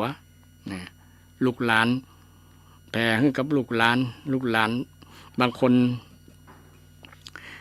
คนมีจิตใจฮักลูกฮักหลานเนาะก็ให้ลูกให้หลานบ่โลภเอาตัวอันลักษณะนี้มันจะเกิดขึ้นกับคนที่เป็นพ่อเป็นแม่จะเป็นผู้ฮู้จักฮือแล้วมีความสุขเช่นหันลูกกินอิ่มนอนอุ่นก็จะมีความสุขอย่างแม่เนาะหันลูกดื่มนมตัวเก่าแล้วมีความสุขดื่มไปตัวรับตาดื่มไปตัวแม่ก็จะน้ำตาไหลเพราะว่าลูกหันลูกแล้วมีความสุขว่าลูกได้มีความสุขได้รับน้ำนมจากตัวแม่เนี่ยนะจากแม่จากนมของแม่จากอกของแม่นะมันมีความผูกพันเนี่ยจิตวิญญาณของความเป็นผู้ฮือเริ่มจากแม่เริ่มจากพ่อนี่แหละฮือแล้วมีความสุขหันลูกเจริญเติบโตหันลูกเป็นคนดีเนี่ยมีความสุขพ่อแม่มีความสุขฉะนั้นคนที่มีจิตใจดีคนแรกก็คือแม่คือพ่อนี่แหละจิตใจที่บ่โลภนามีกี่ปั้นบ้านมีกี่หลังตีมีกี่แปลงกี่ให้กับปันให้ลูกหลานหมดบ่โลภคนที่ใจดีก็คือพ่อคือแม่แล้วคนที่ใจดีก็ทั่วไปแหละทั้งทุกเพศทุกวัยอย่างวันนั้นหันละอ่อนเป็นคนมีใจดีเนาะเก็บสตางค์ได้แล้วเก็บสตางค์ที่เป็นตกประกาศหาเจ้าของแต่บางคนก็จะโลภเอาเป็นของตัวเก่าเนาะแต่ละอ่อนคนนั้นเป็นคนที่ใจบ่โลภใจดีบ่โลภบ่คิดได้กับของคนอื่นที่บ่เป็นของตัวเก่านี่ก็ถือว่าเป็นคนมีบุญศรัทธาจงภูมิใจลูกหลานถ้าเป็นลูกหลานไผจงชื่นชมยินดีกับเขาโอ้ดีละลูกดีละหลานที่มีจิตใจงามจิตใจงามบ่ละโมบโลภเอาของคนอื่นถึงแม้ว่าถึงจะเอาก็บ่ผิดนี่อย่างเพราะว่ามันตกหล่นมันเป็นสิทธิ์ของเขาจะได้เป็นเจ้าของก็ได้เนาะเพราะว่าคนเจ้าของนั้นถือว่าสูญเสียสิทธิ์นั้นแล้วหรอ เพราะว่าเขาทำหล่นแต่หลอนคนนี้เป็นคนที่มีใจบุญใจบุญเป็นคนมีบุญมีวาสนาดีได้สั่งสมความดีวาสนาแปลว่าการสั่งสมความดีสั่งสมความดีแต่ว่าอยู่ก็ได้ทั้งที่แปลให้ศรัทธาญาติโยมฟังในเบื้องต้นเป็นคนบ่โคตร คนใจดีเป็นคนบ่โคตรบ่โลภแล้วบ่โคตรบ่ขี้โคตรบ่ขี้มิ่งอย่างอาตมาเนี่ยแต่ก่อนเป็นคนขี้มิ่งญาติโยมแต่มองบันทึกศึกษาทำคำสอนของพระพุทธเจ้าแล้วก็ได้ฟังเทศของอาจารย์พยอมที่ว่าโกรธคือโง่โมโหคือบ้าเนี่ยมันก็จำตั้งแต่นั้นมามาศึกษาคำสอนของพระพุทธเจ้าเองว่ามันเป็นอกุศลถ้าโกรธจะทำให้จิตใจเราเสียหายเสื่อมสภาพจิตใจเสื่อมสภาพจิตใจเสียคุณภาพจิตใจบ่ดีเพราะเราโกรธโกรธแล้วบ่มีประโยชน์มีแต่โทษกับตัวเก่าแล้วก็เป็นโทษกับคนอื่นตัวเช่นโกรธแล้วก็มีการกระทบกระทั่งกันมีการประหัตประหารมีการทำร้ายกัน เพราะมาจากความโกรธความบ่พอใจนะด้วยการคัดผลประโยชน์ยังก็ตามการบ่พอใจกับตัวเก่านะความโกรธก็เกิดจากหลายสาเหตุนะเช่นผิดหวังบ่สมหวังนะผิดหวังเสียผลประโยชน์นะเหล่านี้ทำให้เกิดความโกรธขึ้นนะคนมาด่ามาว่าเนี่ยก็โกรธขึ้นนะถูกคนประณามหยามหมิ่นเนี่ยโกรธขึ้นเป็นต้นเนาะเป็นสาเหตุทำให้กระตุ้นความโกรธแต่ถ้ามาศึกษาธรรมคำสอนของพุทธเจ้าแล้วมันจะระงับเบาบางลงเบาบางเพราะว่าได้พิจารณาความโกรธนะมันเป็นอนัตตา มันไม่ใช่ตัวเรานะมันเป็นตัวกิเลสนะทีนี้เราถูกกิเลสตัวเนี้ยมาครอบงำจิตใจเราอ่ะนะคือโกรธเนี่ยนะมาครอบงำจิตใจนะไอ้โกรธนี่มันไม่ใช่ตัวเรานะมันเป็นตัวอัปรีตัวจังไรเลยล่ะนะ ตัวจังไรเนี่ยมันมาทำลายความสุขนะทำลายความสุขของเรานะฉะนั้นเวลามันจะเกิดกับระวัดระวังบอกคือมันเกิดขึ้นกับใจเรานะระมัดระวังนะระมัดระวังความโกรธนะภัยระมัดระวังบอกคือความโกรธได้คนนั้นเป็นคนมีบุญมีวาสนานะมีบุญวาสนาถึงแม้จะมันยังมีอยู่แต่มันมีนิดน้อยนะอย่างพระโสดาบันก็ยังมีโกรธอยู่นะโกรธสักเล็กสักน้อยนะบ่โกรธบ่นักมีอารมณ์อยู่นะแต่มีน้อยบางเบาพระโสดาบันนะโลภโกรธหลงก็ยังมีอยู่แต่มีเบาเลยบางแต่มันบ่ปิดบังจักขุปัญญาบ่ได้ปิดบังจักขุปัญญาแต่ถ้ามันหนามันแน่นมันหนามันตึ๊บเลย นี่ปิดบังแน่นอนเหมือนกับไอ้ฝุ่นที่มันปิดกระจกเนาะมันหนาทึบนะมันจะพอบหันทั้งนอกพอบหันตางเลยล่ะเหมือนกิเลสที่มันหนากิเลสที่มันหนามันนักเนี่ยโลภโกรธหลงมันยังแน่นๆอยู่เนี่ยมันมาบังปัญญาของเราบอกให้ตัดสินใจที่ถูกต้องได้ภัยที่บ่หลงบ่หลงตนลืมตายหลงกายลืมแก่หลงเมียลืมแม่หลงแน่ๆคือหลงตัวเอง หลงรูปหลงนามเนี่ยนะหลงว่ามันเป็นตัวของเฮาหมดเนี่ยนะนี่หลงแล้วทำให้เสียทั้งจิตใจเสียทั้งอนาคตเพราะมันเป็นตัวกิเลสจิตใจของคนดีภัยบ่มีความโลภความโกรธความหลงนี่ถือว่าเป็นคนมีบุญมากๆเลยมีพระพุทธเจ้าเป็นต้นนะศรัทธามีพระอรหันต์เป็นต้นที่บ่มีความโลภความโกรธความหลงบ่มีสิ่งนี้ถือว่าเป็นคนมีบุญมีวาสนาได้สั่งสมมาในอดีตพระพุทธเจ้าสั่งสมบารมีสั่งสมคุณงามความดีมาเป็นแสนๆกับศรัทธาท่านผู้ฟังจนบ่มีโลภโกรธหลงเลยมันหายไปตั้งใดกับมันไกลอยู่ไกลนะเป็นพระอรหันต์แปลว่าพระอรหันต์อยู่ไกลจากความโกรธความโลภความหลงจากกิเลสห่างไกลจากกิเลสอรหังเนี่ยนะอรหันต์เนี่ยนะห่างไกลจากกิเลสใครอยู่ห่างไกลจากกิเลสคนนั้นชื่อว่าเป็นคนมีบุญมีวาสนาที่สั่งสมมาแล้วสั่งสมมาเป็นคนที่มีกุศลเป็นคนที่มีความดีงามถือว่าเป็นคนที่มีบุญมีวาสนาต่อมาข้อสุดท้ายข้อสุดท้าย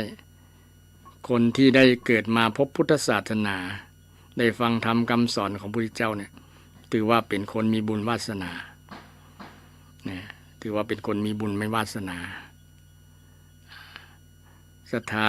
ส่วนนักส่วนหลายชาวพุทธเนาะก็ถือว่าเป็นคนมีบุญอย่างอาตมาได้มาบวชก็ถือว่ามีบุญได้มีผ้าเหลืองมาครองผ้ากาสาวพัสผ้ากาสาวพัสย้อมด้วยน้ำฝาดได้ครองผ้าเหลืองอยู่ก็ถือว่าเป็นคนมีบุญแต่บ่ได้ครองผ้าเหลืองบ่ได้เป็นตู้เจ้าบ่ได้ มาประพฤติสมณธรรม คำสอนบ่ได้ศึกษาคำสอนอาจจะเสียชีวิตแล้วก็ได้ เพราะว่ารุ่นเดียวกับอาตมาเนี่ยนะเสียชีวิตอายุยังหนุ่มยังแน่นอยู่หลายคนบางคนอายุ20 ปลายก็เสียชีวิตแล้วเนี่ยบางคนก็40-50ก็เสียชีวิตไปนะตายหนุ่มกันทั้งนั้นเลยเพราะว่าอาจจะบ่มีบุญ อาจจะบ่มีบุญฉะนั้นคนที่ได้เกิดมาพบพุทธศาสนาพบพระพุทธเจ้าได้ที่สำคัญได้ฟังธรรมคำสอนของพระองค์แล้วก็นำธรรมคำสอนของพระองค์ไปใช้เนี่ยถือว่าคนนั้นมีบุญนะบุญแล้วที่ได้เกิดมาพบพุทธศาสนาบุญแล้วที่จะอยู่เมืองไทยบุญแล้วที่จะอยู่เจียงใหม่เนี่ยนะจะมาอยู่เจียงใหม่ 31 ปี31 พรรษาก็ถือว่าเป็นบุญเป็นวาสนาได้อยู่นะวาสนาแปลว่าอยู่ก็ได้นะได้อยู่สถานที่เป็นสัปปายะสัปปายะสถานที่เป็นสัปปายะสบายสบายสัปปายะก็คือซี่สบายสบาย สถานที่ก็สบายสบายภูมิประเทศก็สบายสบาย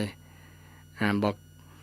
มีเพศภัยอย่างต่างๆที่มันรุนแรงถึงมีก็มีน้อยๆเช่นเกิดวาตภัยเกิดลมเกิดฟ้าเกิดฝนก็มีพ่องน้อยๆแต่บ่มีนักถือว่าเป็นสถานที่สัปปายะ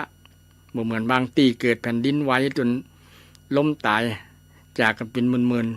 ๆคนนี่เป็นต้นเนาะถือว่าสถานที่นั้นบ่เป็นสัปปายะบ่สบายแต่เมืองเชียงใหม่ล้านนาของเฮานี่ถือว่าเป็นสถานที่เป็นปฏิรูปประเทศประเทศที่เหมาะสมปฏิรูปแปลว่าเหมาะสมดีงามปฏิรูปเนี่ยนะปฏิเฉพาะตอบทนกับเป็นภาษาบาลีเชียงใหม่ก็เป็นปฏิรูปประเทศที่ถือว่าคนอยู่แล้วคนนั้นมีบุญอาตมาอยู่ก็มีบุญที่ได้อยู่มีบุญที่ได้อยู่เชียงใหม่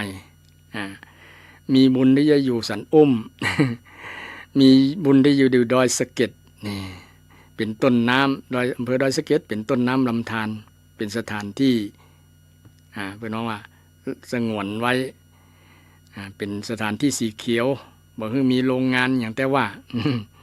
บอกคือมีการที่จะทำให้สภาพแวดล้อมมันเสื่อมนะเช่นมีโรงงานอุตสาหกรรมอย่างต่างๆเนี่ยมันจะทำให้สภาพในสถานที่นั้นๆมันจะเสื่อมเช่นมีน้ำเน่าก็มีขยะอย่างต่างๆล้นเมืองก็เนาะแต่ดอยสะเก็ดนี่ถือว่าเป็นต้นน้ำต้นน้ำของน้ำไหลแห่งไปทางมาทางเฮาก็เป็นน้ำกวงไปทางลำปางก็ไปเป็นแม่น้ำอย่างนะเป็นที่แม่นไป มีเขื่อนมีอย่างกั้นอยู่นะเนาะไปทางเชียงรายก็แม่น้ำลาวอีกนั่นเนี่ยเป็นที่สถานที่ปั่นผีปั่นน้ำบนว่านะผีปั่นน้ำฮือหลายๆสายหลายๆน้ำแม่น้ำต่างๆถือว่าเป็นปฏิรูปประเทศประเทศที่น่าอยู่น่าอาศัยนะแล้วก็ถือว่าเป็นบุญคนที่ได้อยู่นะเป็นบุญคนที่ได้อยู่ศรัทธาบุญทั้งหลายได้อยู่เชียงใหม่ภูมิใจเนอะว่าเราได้อยู่สถานที่นะที่สัปปายะที่เหมาะที่สมที่ดีแล้วนะถ้าไปอยู่ที่อื่นอาจจะบ่เหมาะบ่สมเกิดเพศภัยอย่างหลายๆอย่างนะอย่างที่ได้กล่าวมาที่สำคัญเกิดมาแล้วมาพบพุทธศาสนาจังหวัดเชียงใหม่นี้มีวัดนักหลาย1,600-700พันกว่า1,600หรือ700เนี่ยนะจำโมแม่นเนาะประมาณเนี่ย1,600 กว่าวัดนะทั่วเชียงใหม่บ่งบอกถึงความมีศรัทธา ในพุทธศาสนาแปลงวัดแปลงวาโดยเฉพาะอำเภอเมืองเชียงใหม่เนี่ยศรัทธาแปลงวัดแปลงวาติดกันเลยแสดงว่าความเจริญรุ่งเรืองคนแต่ก่อนเพิ่นแปลงได้มีลูกก็แปลงวัดแปลงวาเป็นอนุสรณ์ว่ามีลูกคนนี้นี่เป็นต้นนะคนเจ้าฟ้าเจ้าเมืองเชียงใหม่ทั้งหลาย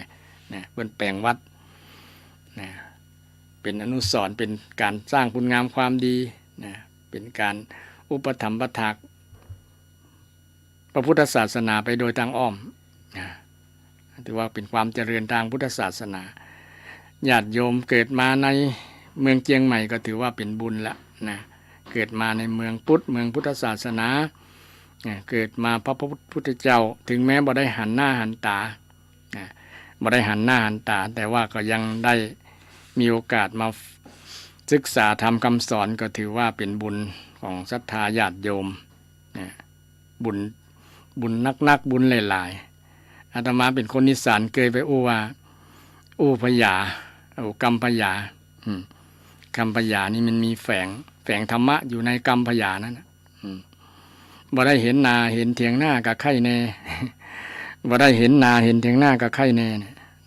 กรรมอีสานกับกรรมเมืองกับใกล้เคียงกันไข่แน่ยังแควนน้อยเนาะบ่ได้เห็นนาไม่ได้เห็นหน้าเห็นเถียงนาเห็นห้างนาเนาะเห็นห้างนาแต่ก่อนเพื่อนไปปลูกข้าวไปแปลง ไปทำการเกษตรเพื่อนแปลงห้างนาไว้สำหรับพักกินข้าวก็พักผ่อนหาแรงนี่เพื่อนแปลงไว้เป็นกระต๊อบน้อยๆนะไว้อยู่อาศัยนี่ห้างนาก็เปรียบเหมือนวิหารศาลานี่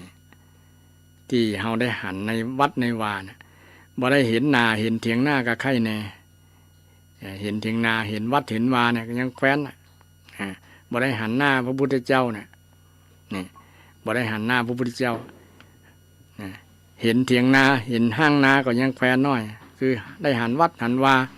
ศรัทธาได้หันวัดหันวาได้ไปทำบุญได้ไปกินไปทานเนี่ยก็ถือว่ายังแควนยังดียังดีเกิดบทตันพระพุทธเจ้าหรอแต่ก็เหมือนตันอยู่ว่าเรา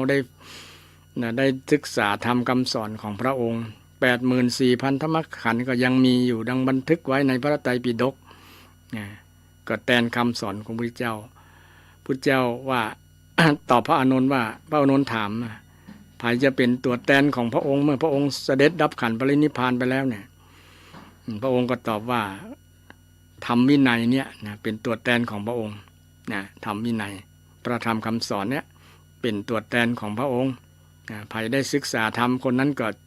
ถือว่าได้หันพระองค์ถึงไม่ได้หันหน้าตัวเป็นก็ตามก็เปรียบเสมือนได้หันพระองค์นะผู้ใดเห็นธรรมผู้นั้นเห็นเราศึกษาธรรมจนเห็นธรรมะเห็นความจริงสัจธรรมแล้วคนนั้นก็จะได้เจอพระองค์เจอพระพุทธเจ้าถึงแม้พระองค์จะปรินิพพานแต่ว่าเจอในเป็นธรรมกายเป็นธรรมะเป็นธรรมะที่เราได้เจออย่างได้หันสัมผัสความเป็นผู้รู้ผู้ตื่นผู้เบิกบานจะเราดำเนินชีวิตไปด้วยความเป็นผู้รู้ผู้ตื่นผู้เบิกบาน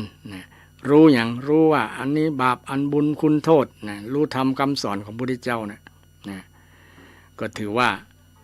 บุคคลนั้นเป็นผู้รู้เนาะรู้อันนั้นอันนี้ควรบอกควรอันนี้เป็นประโยชน์อันนี้บอกเป็นประโยชน์อันนี้เป็นบาปเป็นบุญเป็นคุณเป็นโทษ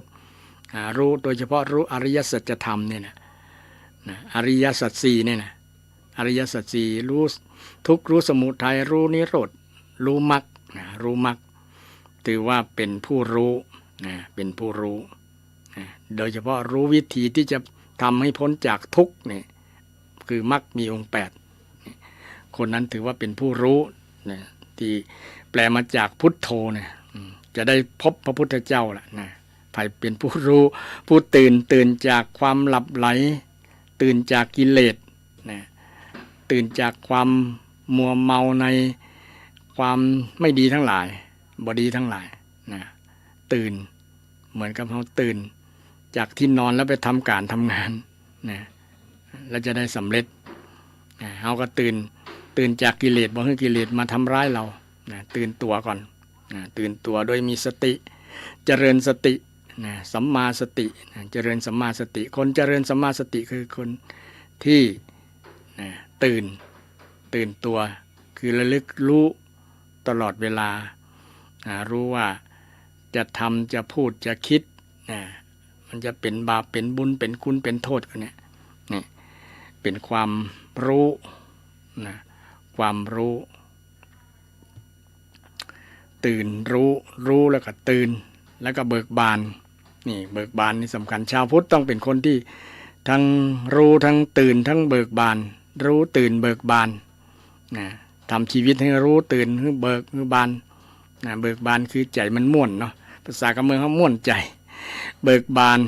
ไม่มีกิเลสอยู่ในจิตใจก็เบิกบานม่วนใจบ่มีความเกลียดชังบ่มีความโกรธกับไผก็เบิกบานนะบ่มีความวิตกกังวลบ่มีความอาลัยอย่างต่างๆก็มีความเบิกบานนะบ่มีความเครียดแค้นชิงชังก็เบิกบานบ่มีความโลภความโกรธความหลงเนี่ยก็เบิกบาน เบิกบานจิตใจมันเบิกบานนะเบิกบานสบายเบาสบายนี่เป็นผู้ที่เข้าถึงพุทธนะเข้าถึงพระพุทธเจ้าได้หันพระพุทธเจ้าศรัทธาท่านผู้ฟังนะอันนี้เป็นคนที่มีบุญมีวาสนาที่มาเจอพุทธศาสนาถือว่าเป็นคนมีบุญละภูมิใจศรัทธานะถึงเขาจะมีข้อบกพร่องอย่างอื่นก็ตามแต่เขาได้เกิดมาพุทธศาสนาภูมิใจได้เลยนะภูมิใจได้เลยว่าเขาเป็นคนมีบุญมีวาสนาพร้อมที่จะทำคุณงามความดีพร้อมที่จะดำเนินชีวิตไปตามเป็นผู้รู้ผู้ตื่นผู้เบิกบานผู้รู้ผู้ตื่นผู้เบิกบาน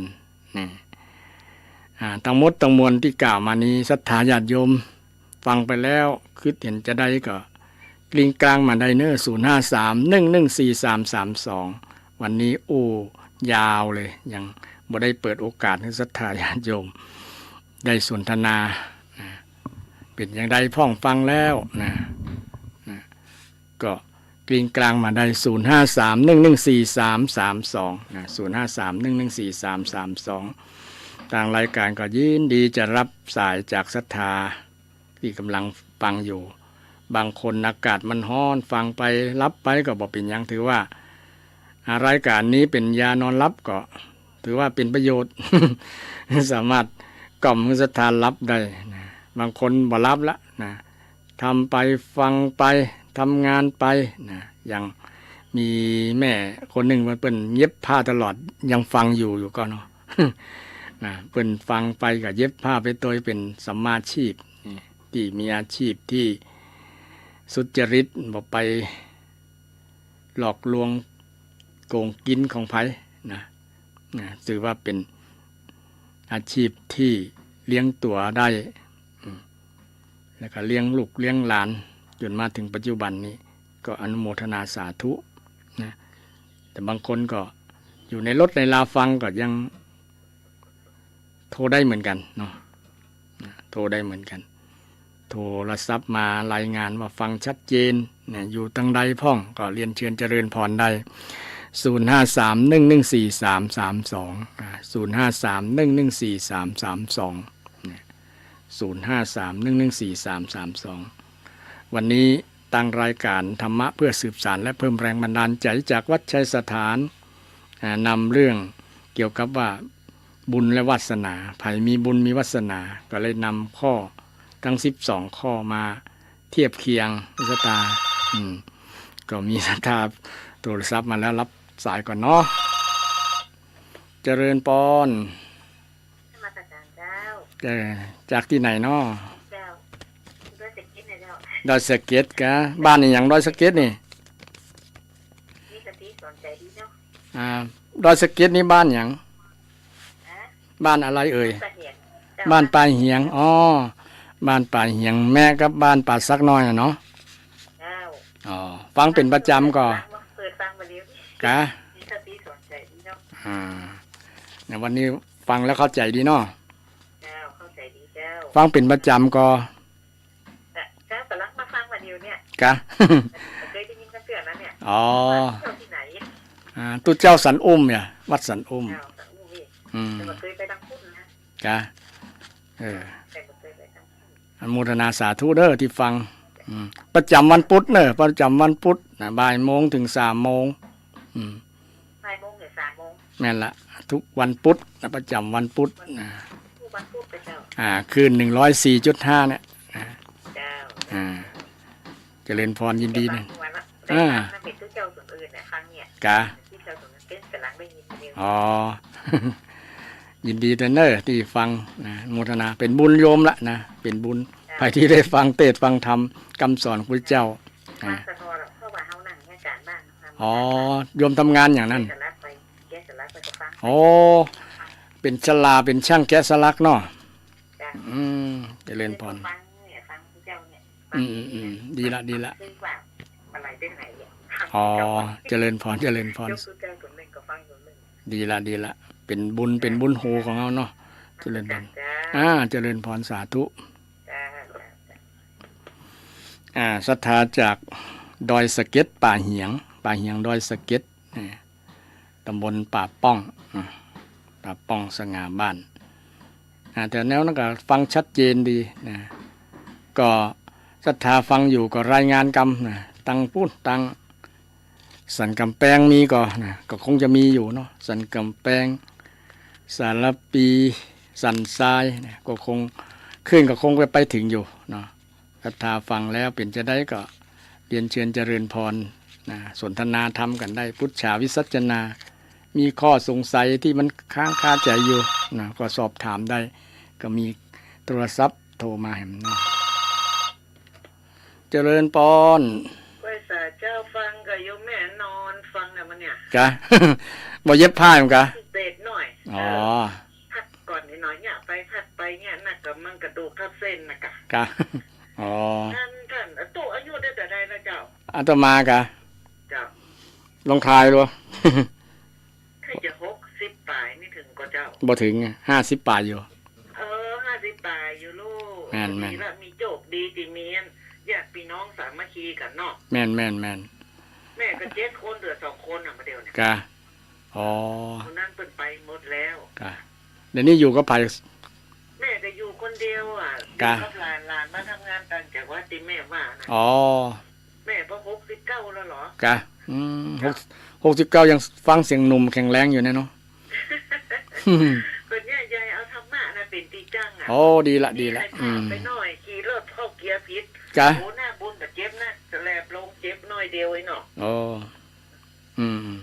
เนี่ยไปเลี้ยงตัวเก่าสมาอาชีพยังตุวานะกะดีละฟังกับแม่วันพุธแม่ตึงมันลืมเนอะกะดีละว่าอันตุเจ้าว่าแต่เขาฟังนะฟังตุเทศคนเนอเปิ่นบรรยายเปิ่นหมวดดีเนาะสาระดีนะเจริญพร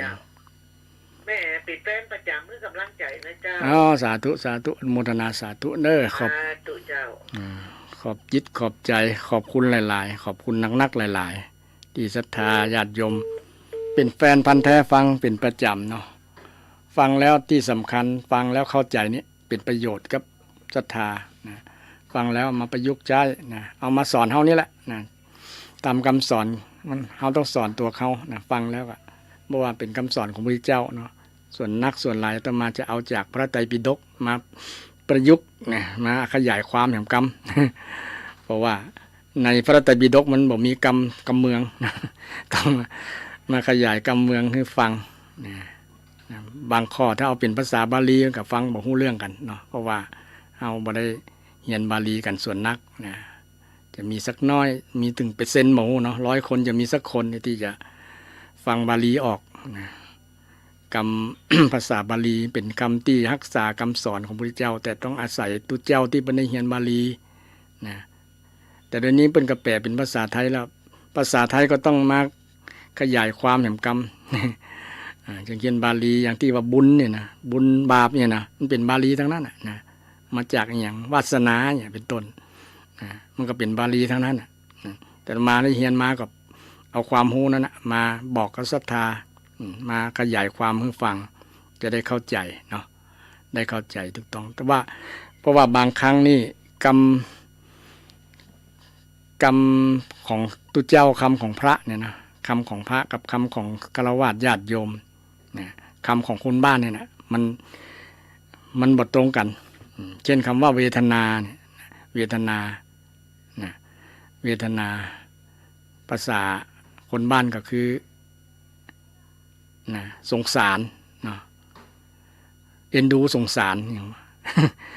นะสงสารเวทนาสงสารเนี่ยแต่ถ้าเป็นแปลจริงๆเป็นภาษาบาลี